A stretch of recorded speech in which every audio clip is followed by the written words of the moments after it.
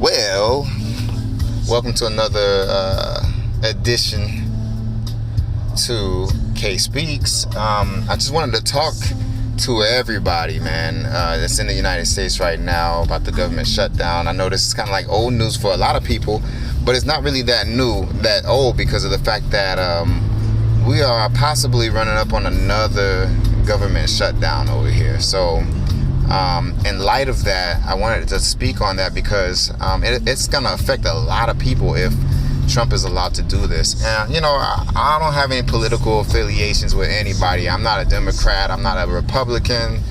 I'm neither of any of them. I just want what's right for the people. You know what I mean? There's a lot of people on the internet right now talking this and that about,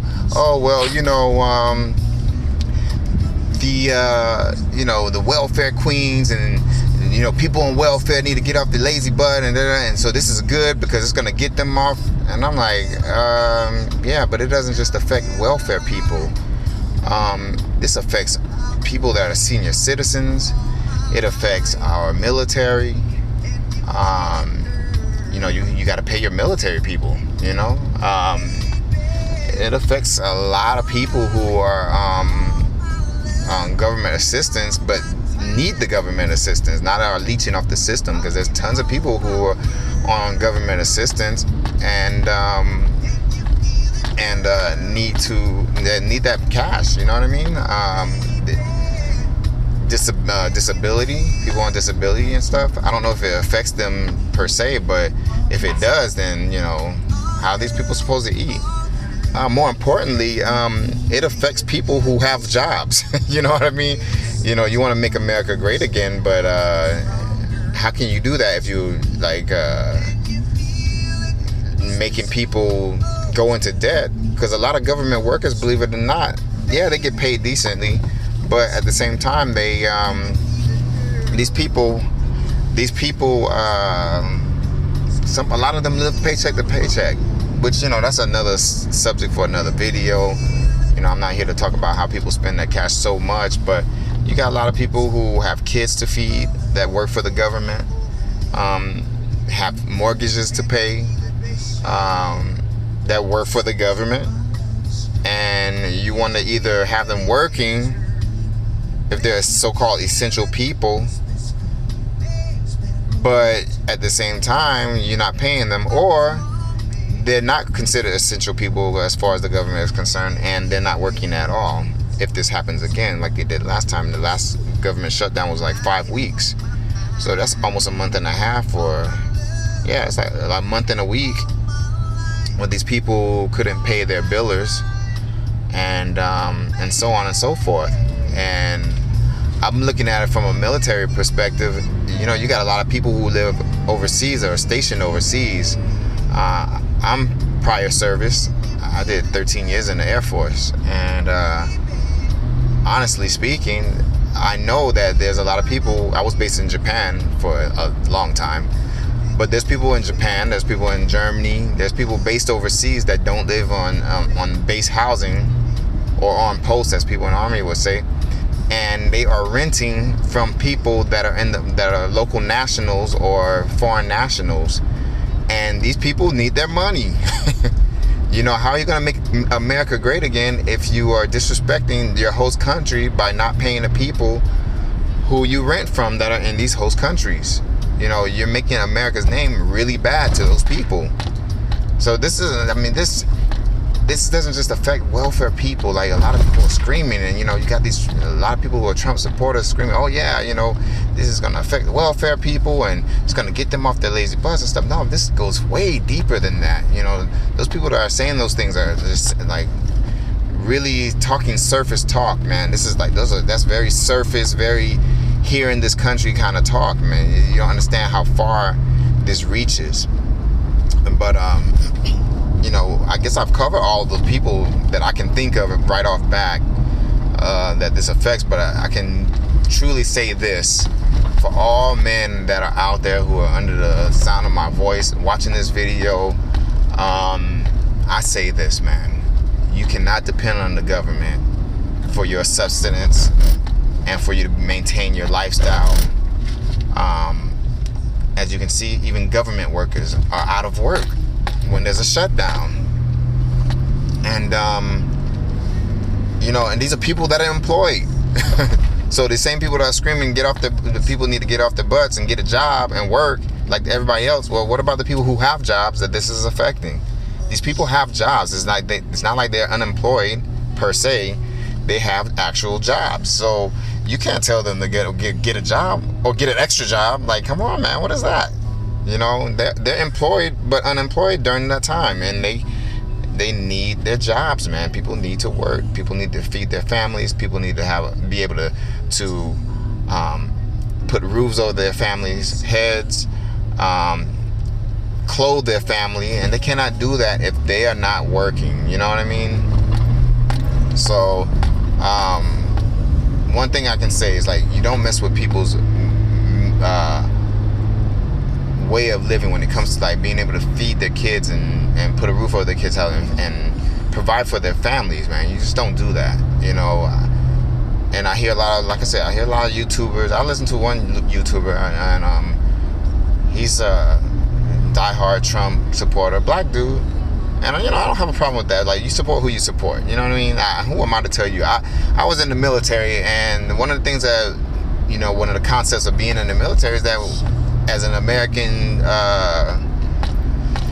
military or service member, you are fighting for the rights of people to have a choice, to have an opinion, to be able to speak freely about what their choice and their opinion is. And that goes right down to the Klansmen. I don't agree with Klans members. I believe they're hateful people, but at the same time, I fought for their right to voice their opinion and have an opinion and believe the way they believe, and that's what my job as a military service member was, to maintain and protect the American way of life when it comes to that. So, I don't have a problem with them hating me because I'm black, or hating that person because they're Hispanic or whatever. That's, you hate because that's what you do, and you have the choice to hate people. I know that sounds weird, but it's the truth, man. That's what we fought for. So I don't have a problem with that. I don't have a problem with you having a certain political affiliation, but don't let that blind you to the fact that there's real people out here who need their jobs and who need to support their families and stuff, man. And you don't stop that. You don't let politics affect the way people in your country feed their kids and stuff, man. You just don't do that. And that's a no-no for me. So I don't really care much for Trump because of those things, and because when he came to Puerto Rico, he threw paper towels and stuff at people, and I just thought that was kind of like really trashy. You don't do that as the so-called leader of the free world, whatever that means. You don't do that, man. Puerto Ricans are U.S. citizens, believe it or not, and they deserve the same kind of treatment that people in the mainland United States get. So, as citizens, you know what I mean? So, but my main thing and my main reason for saying all of this stuff, man, is because you, as a man, young man, old man, middle age, whatever, should have something more than just your regular job, man. One source of income is not enough. You should have more than one source of income. You should have a diversified streams of income. So when one dries up, or when one is fading away, or one is possibly in jeopardy, you have another source of income to take up that spot, and you're not hurting, man. Because right now the world is really volatile, man.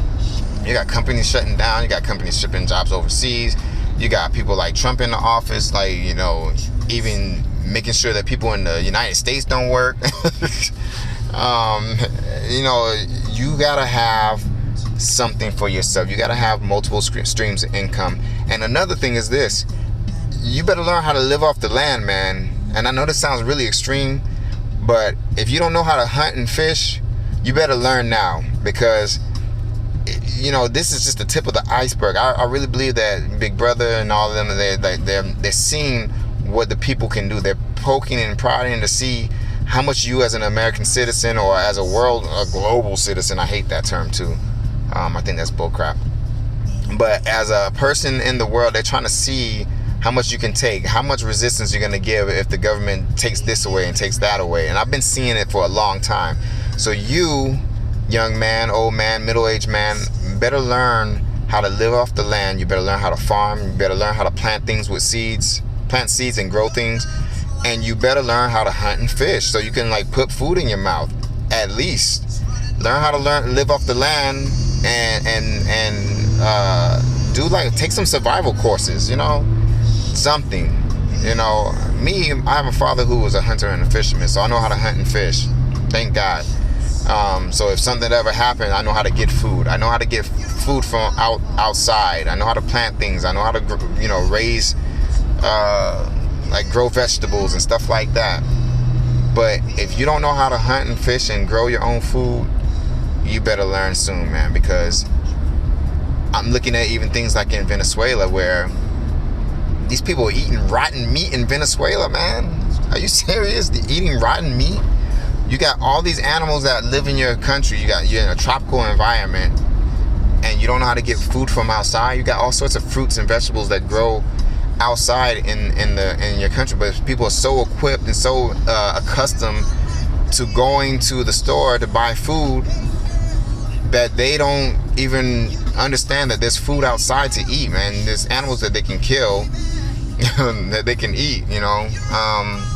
There's fish. Venezuela has tons of rivers. There's fish that they can fish and eat, you know. But you got people going to the store buying rotten meat. That's just crazy to me.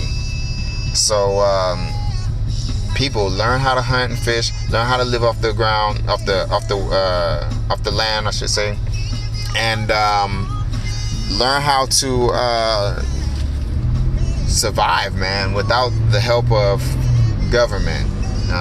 That is one of the biggest things I'm stressing. Have something that you can barter. Like I hear a few people talk about having gold and silver, and you know, I agree with that. If you can get it, get gold and silver, get whatever kind of precious metals you can, so you can trade if things like hit the fan and you need some sorts of like a way to barter for stuff. But learn how to do these things, because the world is really changing around us, and I think people are in a slumber, man. They're not really paying attention to what's going on around them, and I hate to see this hit people in the butt, man. Oh yeah, and you know what? I'm also for arming yourselves too, because when things hit the fan, you're gonna see the worst of people. You're gonna see the worst of people. People are not gonna. Your closest neighbor will turn around and knock you over the head for whatever it is that you have, and you better be able to protect yourself, man. Protect you and your family. That's really important. So these are things that I'm seeing based off of what I saw with this whole government shutdown thing. This is just like, it can, at any moment, it can be even worse than what we ever expected it to be, you know. Just imagine, you know, people talking about all this stuff with the people that are on welfare and this, that, and the other, or people that are on Section 8. Can you imagine what will happen if all those people on Section 8 and welfare and stuff couldn't feed themselves because they've been dependent on the government for so long? Can you imagine the crime, the level of criminality that people will stoop to just to like knock you over the head just for a piece of bread so they can feed themselves? Can you imagine that? It would be crazy, man. So, you know, I think Trump is playing a really dangerous game with this whole shutdown stuff and shutting down I mean, if you're gonna wean people off of welfare and stuff like that, if that's what you're really going after, then go after them. Don't go after people that are working, man, and trying to provide for themselves. Go after those people who are on welfare and those people that you really want to. Don't drop the bomb and hit the whole city when you're just trying to eliminate one section or one group of people. You want to like, and those people that you want to get, wean them off. Have some way of helping them change their mentality, because a lot of times, man, those people that are on welfare, in living in projects or in Section 8, they have a certain mentality. And they need to rework that mentality. They need to lose that mentality and learn how to like grow learn how to think differently, because that's the reason why they're poor. That's the reason why they're like that, because a lot of times these people have been generational. They have generations of people that they've followed that have been in the same position. Like, for example, people that live in the projects, a lot of times they're not the first generation that lived in the projects. Their mothers lived in the projects. Their grandmothers lived in the projects. You know what I mean? They third and fourth generation of people living in the projects. So, and it's all about a mentality. It's a certain mentality of people who live in these projects like that. So I think one of the biggest things is people need to learn how to think differently and learn how to take care of themselves. And the government does need to stop funding these people, but at the same time, you need to help them think different so that they can do for themselves. That's the most important thing, I think. So anyway, I'm gonna end right there. I know this is way different from my other videos, but I think sometimes different is good. I think sometimes we need a little bit of a jolt to get us to think different, especially when the times are changing around us. We can't afford to sit and think like we were before when things were cool, because things are not cool right now. Things are way far from cool. So stay tuned, like, share, subscribe, please. I'll be bringing you some more content, some different stuff, and you guys stay blessed. Think about what I said, because times are changing around us, and you don't want to be caught with your proverbial pants down. Talk to you later.